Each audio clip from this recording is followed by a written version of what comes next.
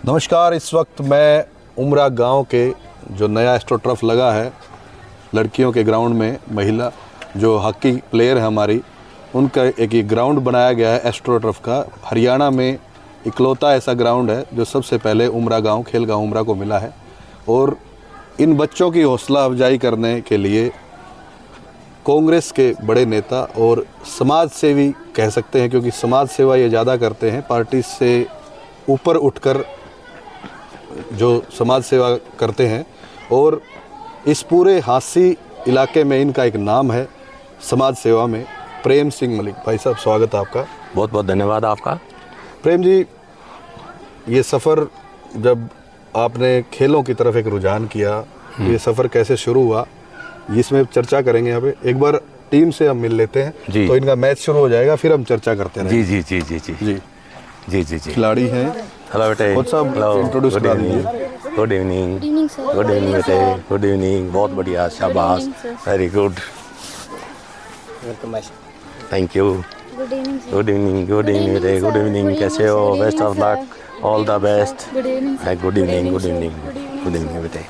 कैसे हैं आप? बहुत बढ़िया, बहुत। तो ये पूरी टीम है प्रेम जी, ये उमरा की बेटियां हैं और गांव का आने वाले भविष्य है। हाँ बिल्कुल। और भविष्य गांव का ही नहीं, एक देश का भविष्य है। देश का। प्रेम जी, ये जो बच्चे हैं आने वाला भविष्य हैं, गांव का भी, देश का भी। और आपने बड़ा अहम योगदान भी दिया है शुरू से इन बच्चों का। मुझे जैसे भाइयों सबसे चर्चा हुई कि आप शुरू से ही आर्थिक तौर पे हर तरीके से मदद करते रहे। तो क्या एक विज़न है आपका, क्यों समाज सेवा, पहले तो उसी पे जिक्र करते हैं कि समाज सेवा का कब ऐसा रुझान बना और आज इस इतना लंबा आपका सफ़र हो गया, एक बार ये दर्शकों को बताइए। देखिए, मैं आपको बात बताऊं कि अभाव क्या होता है, वो मेरी ज़िंदगी का एक अहम हिस्सा रहा है। जी बचपन से लेके जवानी तक जी मैंने बहुत अभावग्रस्त ज़िंदगी जी है। जी जो एक बच्चे को, एक युवा को जिस चीज़ की ज़रूरत होती है, जी वो सुविधाएं मैं नहीं ले पाया, नहीं मिल पाई मुझे। मगर हौसला मेरा बुलंद था, जी मेहनती था। पढ़ाई लिखाई और खेल कूद, जी सारी चीज़ों को मैं कोऑपरेट कर रहा था, इकट्ठा लेके चलता था सामूहिक तौर पे। और मैं आपको बता दूं कि कल्चरल एक्टिविटीज़ जो होती हैं जी उसमें भी मेरा बहुत अच्छा अपने कॉलेज टाइम में, स्कूल टाइम में जी योगदान रहा। अब वो जो अभाव था, उस अभाव से डर के जी मैंने बहुत ज़्यादा मेहनत करनी पड़ी जी और अपने आप को उस अभाव से निकालने के लिए जी अपने आप के अंदर एक जज्बा मैंने पैदा किया। जी और फिर पीछे मुड़ के नहीं देखा, कुदरत ने साथ दिया, मेहनत की। जी अब आपने सवाल किया कि भाई बच्चों से जुड़ाव कैसे हुआ, जी क्योंकि वो चीज़ बेसिक तौर पे मैंने ज़िंदगी में देखी, जी उसका सामना किसी और को ना करना पड़े। जी कोई भी प्रतिभा जी अभाव की वजह से छिपी ना रह जाए। तो इस वजह से मेरे अंदर दो क्षेत्रों में, पढ़ाई का क्षेत्र जी और खेल का क्षेत्र, जी क्योंकि दोनों क्षेत्रों से मैं जुड़ा भी रहा। जी तो आज से करीब 20 साल पहले या 21 भी कह सकते हैं, पढ़ाई के क्षेत्र में और खेल के क्षेत्र में जहाँ जहाँ बच्चों ने मुझे याद किया, जी मैंने अपने आप को उन बच्चों के सामने समर्पित कर दिया। और जो भी उनकी ज़रूरतें थी उनको मद्देनज़र रखते हुए हर संभव जो मेरे से हो पाया जी मैंने सहयोग किया। जी मगर मैं एक बात बता दूं आपको, मैं कुछ नहीं दे के गया, हमेशा से कई गुना लेके गया हूँ। जी वो बच्चों का जो प्यार, जी वो जो मासूमियत होती बच्चों के अंदर, जी बिल्कुल कोई छल कपट नहीं होता, बिल्कुल। वो अंदर से जो प्यार देते हैं, वो भगवान से दुआ करते हैं, तो मेरे को कई गुना होके वापस भी आया है। ठीक। ये मेरा तो कहा जाता है कि जो बेटियों के लिए एक दान जो है वो एक बहुत बड़ा पुण्य का काम है, और वो आप कर रहे हो। और यहाँ जैसे मैंने ये कोच साहब हैं सारे, इनसे ही बात हुई कि स्पेशल सहयोग आपकी तरफ से रहता है। ये सिर्फ यहाँ उमरा गांव में रहता है या ऑल ओवर जहाँ भी आपको ऐसा कहीं मैसेज मिलता है तो सब जगह यही? देखिए, मैं आपको बताना चाहता हूँ कि करीब 10 साल पहले तक जी मैं जो मेरा दायरा था जी वो थोड़ा सा बड़ा हुआ था। जी हाँसी हल्के से अलावा, हिसार ज़िले के भी अलावा, जी बल्कि हरियाणा से भी अलावा, राजस्थान में भी, जी जी क्योंकि मैं समाज सेवा को समाज सेवा के रूप में लेना चाहता था, उससे कोई चीज़ बदले में नहीं चाहता था। जी तो राजस्थान में मैं भामाशाह वार्डी हूँ, वहाँ कई साल अकाल पड़े, जी तो हर साल 500-600 बोरी गेहूँ की मेरी तरफ से जाती थी वहाँ 4-5 गाँव में। पर्टिकुलर पानी का साधन नहीं था वहाँ। जी जी बरवाला हल्के में मेरा बहुत अच्छा योगदान रहा। और यहाँ तक कि आप समझें, शिवानी से आगे गांव पड़ता अपना लास्ट गुरेरा, जी बॉर्डर पे, लोहारू हल्के में आता है शायद। ठीक। वहाँ भी मतलब जहाँ तक भी लोग मुझे याद करते थे मैं पहुँच जाता था, चला जाता था। फिर हाँसी हल्के के जब भाइयों ने मुझे प्रेरित किया जी कि भाई थोड़ा सा राजनीति में भी आओ, आप लगे हो, आप एक, आपको लोग जानते हैं, लोग पसंद करते हैं। उसके बाद फिर मैंने अपने आप को सीमित कर दिया हाँसी हल्के तक। जी अब आपने दूसरा सवाल पूछा कि भाई हाँसी हल्के में उमरा को ही क्यों चुना। मैं आपको बता दूं, हाँसी हल्के में जितने गांव पड़ते हैं, ढाणी पड़ती हैं, जी एक भी गांव ऐसा नहीं है जहां मेरा सहयोग किसी ना किसी रूप में, जी चाहे वो गौशाला का हो, जी चाहे वो लाइब्रेरी से संबंधित हो, जी चाहे वो पेंशन से संबंधित हो, चाहे मकान बनाने से संबंधित हो, या गरीब बच्चों की, कन्याओं की, अभावग्रस्त कन्याओं के परिवार की बच्चों की शादी की का मामला हो, स्कूल की बाउंड्री का हो, खेल के सामान का हो, शिक्षा के सामान का हो, जोड़ कुएं हों, पानी की निकासी हो। और हाँसी शहर में मैं और क्या बता दूं, अपने हाथ से एक हफ्ते के अंदर सारे हाँसी का कचरा भी मैंने उठाया था। जी 700 डंपर वहाँ से उठे थे, मैं और मेरी टीम लगे हुए थे। कुछ भाई भी अभी भी मेरे साथ में खड़े हुए हैं जो साथ में थे। जी अपने हाथों से उठा के सारे हाँसी शहर को भी साफ किया था। तो समाज सेवा के क्षेत्र में मतलब कि जितना मैं कोशिश करता हूँ, कुदरत मेरे को कई गुना वापस भी करती है। जी जब से मैं इस क्षेत्र में आया जी तो मेरे ख्याल से कुदरत ने मेरा जो है ना आर्थिक मेरे हालात हैं वो कई गुना और अच्छे किए। समाज सेवा जो पुण्य काम किया, वो प्रेम जी ने बताया कि कैसे मतलब इनका और ज़्यादा ग्रोथ हुई है जब से ये समाज सेवा से जुड़े हैं। एक इस जो ग्राउंड बना है ये बताते हैं कि भारत में अकेला जो गांव है, गांव में पहला ऐसा astro trough, mini astro trough बना है। इसमें आपका भी सहयोग रहा है, क्या क्या कहेंगे? देखिए, ये जो एस्ट्रो ट्रफ मिला है या उमरा गांव को, खेल गांव उमरा को, इसके पीछे बहुत बड़ी मेहनत छुपी हुई है। कई साल से उमरा गांव के जो बच्चे हैं वो बहुत अच्छा मेहनत करके बहुत अच्छा प्रदर्शन किया और अंतर्राष्ट्रीय पटल पर ख्याति प्राप्त करके, और उन्होंने ये दिखा दिया कि उमरा गांव भारत के अंदर बहुत ही खेलों में लोकप्रिय है और बच्चे यहाँ जो के बहुत ही मेहनती और जज्बाती हैं। उसके कारण ये एस्ट्रो ट्रफ मिला है। जी। तो जो एस्ट्रो ट्रफ से पहले जो मेहनत कोच आज़ाद सिंह मलिक हैं, पुराने हॉकी कोच भी हैं, और साथ में ये जो अपना कुलदीप जी हैं या राजेश जी हैं या सुनील जी हैं, इनका भी काफ़ी एफर्ट रहा है। हाँ, ये देखिए एक दिन की बात नहीं है, ये सालों से चलता आया है। उमरा गांव में मेरी उम्र के हैं ना जो, जी, उनका भी बहुत बड़ा सहयोग है। जैसे आज़ाद जी हैं, भाई हैं अपने कोच साहब, जगजीत जी हैं रिटायर्ड DSO, सुनील भाई यहाँ खड़े हुए हैं, मेजर राजेश जी भी यहीं खड़े हुए हैं, कुलदीप भाई भी यहाँ है, एक सुरेंद्र भी प्रैक्टिस करवाता था, संदीप भी मेरे ख्याल से करवाता था। मतलब उमरा गांव में बहुत सारे युवाओं के साथ साथ बुजुर्गों का भी बहुत अच्छा सहयोग रहा। और उस एक और ख़ास बात मैं आपको बताना चाहूँगा, कोई भेदभाव किसी किस्म का हॉकी के ग्राउंड पे आज तक मैं देखने को नहीं मिला मुझे।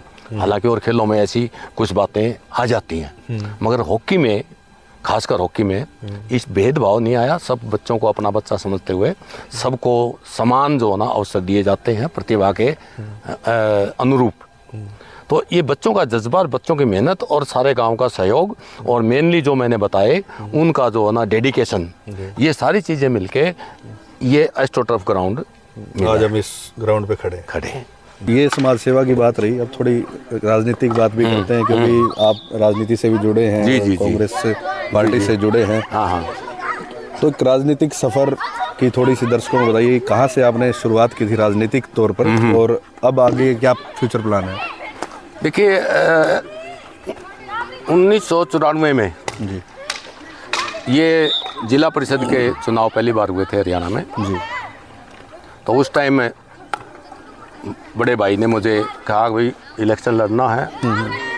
वो सीट बाय चांस महिला के लिए आरक्षित हो गई। भाभी जी ने इलेक्शन लड़ा। सारे भाइयों ने जो भी कॉन्स्टिट्यूंसी में पढ़ते हैं, सारे समाज ने बड़ा अच्छा साथ दिया, बहुत अच्छे मार्जिन से जीते। उसके बाद 2005 में उनको टिकट मिल गई। वो टिकट मिलने के बाद पार्टी अगर आप थोड़ा सा उस टाइम अच्छा नहीं था, 9 ही सीटें आई थी 90 में से, जिसमें जनरल सिर्फ एक जीती थी, चौटाला साहब जीते थे, बाकी रिजर्व सीटें थी जी। तो आगे बढ़ने के लिए फिर मैंने भाई से भी डिस्कस किया, भाभी से भी, मगर दुर्भाग्य की बात है कि परिवारों में ऐसा अमूमन होता है। बिल्कुल। हाँ, तो थोड़ा सा महत्वाकांक्षी ज़्यादा हो गए या और कॉन्फिडेंट हो गए और लोगों से मिलना जुलना थोड़ा सा कम कर दिया। फिर मेरे अंदर कुछ लोगों ने प्रेरित किया, भाइयों ने प्रेरित किया, कुछ मेरे अंदर ये है, एक समाज में एक प्रतिष्ठित घर के रूप में अपने घर को देखा जाता है जी। और क्यों ना इसका जो ना आजमा के देखा जाए जी। तो उसके बाद 2009 में मैंने टिकट के लिए ट्राई किया, 2014 में कोशिश की, 2019 में मैं इनेलो में था उन दिनों जी। 2019 के लिए मुझे कॉन्फिडेंटली मतलब इस तरीके से बोला गया कि भाई आप तैयारी करें, मगर दुर्भाग्यवश उस टाइम भी टिकट नहीं मिल पाई। भाईचारा इकट्ठा हुआ, यही उमरा में इकट्ठे हुए थे सबसे पहले तो जी। बड़ा काम हमारा, 2 दादों की औलाद हम। तो उस टाइम जो ना भाईचारे ने बड़ा मेरे को अच्छा हौसला बढ़ाया कि भाई हार जीत नहीं देखनी, हमने इलेक्शन लड़ना है। हाँ, हमारी जो टिकट कटी, जब हार का समय होता हमें पकड़ा देते हैं और जीत का समय होता तो हमारे से छीन लेते हैं, और को जैसे अभी रिसेंटली 2024 में हुआ। आप दावेदार थे और सबसे आगे दावेदार थे। तो उस टाइम में भाईचारे ने बड़ा अच्छा स्नेह, आशीर्वाद और प्यार दिया, सहयोग दिया, साथ दिया। और ये आंसी हल्के का मतलब कि एक रिकॉर्ड बनाया आप लोगों ने, सारे भाइयों ने, बहनों ने, समाज ने, कि पहली बार आज़ाद उम्मीदवार होते हुए जमानत बची। ये आज तक का रिकॉर्ड बिल्कुल है। 22,000 वोट जो आंसी हल्के ने दी, उसके लिए मैं सारे आंसी हल्के का बड़ा दिल से बहुत बहुत आभारी हूँ। अब वो जो इलेक्शन 2019 का था, उसके बाद मेरा कॉन्फिडेंस लेवल, मेरा आत्मविश्वास बढ़ने लगा और मैंने मेहनत ज़्यादा करनी शुरू कर दी। तो मैं मतलब कि लगभग आंसी हल्के के शहर हो या गांव हो, मेरे ख्याल से कोई बिरला ही घर छोड़ा होगा उन 5 साल में जो बचे अपने पास। और 32,000 मैंने कॉन्टैक्ट लोगों के, वोटर्स के, विद फोटो, विद कास्ट और विद फादर्स नेम, और इवन उसको ग्रुप में बना लिया ABC जी। A मतलब जो अपने साथ हैं, B जो न्यूट्रल हैं, और C जो अपने साथ नहीं है। तो उनको सबको मतलब कि कॉन्फिडेंस में लेकर मैं मतलब कि पूरी तैयारी थी इस बार, पर दुर्भाग्यवश जी कुदरत को मंजूर नहीं था। कई बार कहते हैं किस्मत भी जरूरी होती है, क्योंकि आप 99% तो एफर्ट लगा सकते हो, लेकिन 1% किस्मत का होना जरूरी है। आधा % भी बहुत हो जाता है जब पासा पलटना हो। जी जी, आधा % भी बहुत हो जाता है। बिल्कुल मान सकते हैं। तो मतलब ये तो रही पिछली बात। अब आगे की रणनीति ये है जी, अब मैं 1.5-2 साल तो अपना बिजनेस संभालूंगा, जी, क्योंकि परिसीमन होना है। हाँ, उस परिसीमन में कौन कौन सा हल्का कैसे जाएगा, जी, आज हम मेहनत तो करते रहे वहाँ, वाह, और परिसीमन हो जाए हमारा हल्का आ जाए इधर, जी। तो अभी असमंजस में है। ज़्यादा चांस तो यही लग रहे हैं कि 7 बार नलवा हल्के में जा रहा है, ज़्यादातर चांस यही लग रहे हैं। देखिए अगर ऐसा होगा तो आपके मुंह में घी शक्कर, और हमें क्या चाहिए। क्योंकि जैसा कि मेरा एक राजनीतिक तौर पे मेरी जो सूत्र है, या कह लें कि मेरा पत्रकारिता का एक एक्सपीरियंस है, वो यही कह रहा है कि 7 बार जो है वो नलवा हल्के में जा रहा है, और नलवा हल्के से कुछ टूट के हिसार ग्रामीण सीट एक नई सीट बन रही है। ये तो आपने बहुत अच्छी बात मेरे को बता दी, और मैं बधाई देता हूँ। अगर ऐसा होता है तो जी, सारा क्षेत्र ग्रामीण हो जाएगा, जी, और थोड़ा सा मेरी और हिम्मत बढ़ेगी, हौसला और ज़्यादा बढ़ेगा, मेहनत करेंगे। जी। अगर ऐसी बात होती है तो अपने आगे भविष्य जो होना अपना 7 बार का बहुत अच्छा भविष्य रहेगा राजनीतिक तौर पे। प्रेम जी, एक कांग्रेस को क्योंकि लगातार 3 चुनाव हार चुकी है, आगे क्या कांग्रेस का क्या भविष्य देखते हैं कि क्या मजबूती से आएगी? क्योंकि बार बार संगठन की लिस्ट बनाई जाती है, वापस ले ली जाती है, बड़ा एक विचित्र सी स्थिति पैदा हो रखी है, तो उसके बारे में थोड़ा क्या कहेंगे आप? घुन जो होता है ना जी, वो जिसके साथ रहता है, जिसके अंदर रहता है, वो उसी को खाता है। जी, तो कांग्रेस को कांग्रेस खा रही है, अच्छा, घुन लगा हुआ है। जी, जो मेहनत करता है उसको तो इग्नोर कर देते हैं, जी, और जो चापलूस हैं जी, उनको जो है ना वो उनको पब्लिक नहीं चाहती। जी, तो ये आपने कहा कि 3 इलेक्शन लगातार, चौथा इलेक्शन हारा कांग्रेस ने। जी।